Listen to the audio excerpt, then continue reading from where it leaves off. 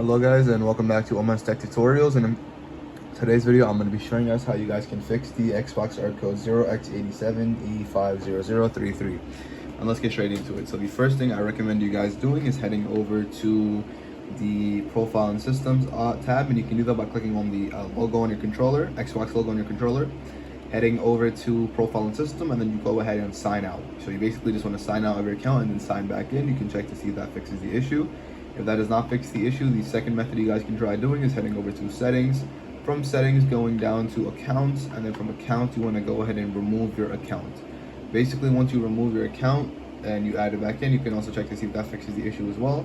The third method I recommend you guys doing is heading over to Settings again, but instead going to General this time, and then going to Network Settings.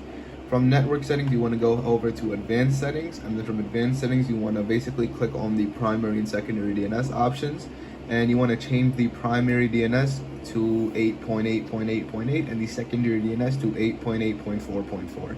Now once you go ahead and do that, you should be all good to go, and that is it for the video. So thank you guys for watching. Make sure to give the video a thumbs up, subscribe to the channel, and have a great day.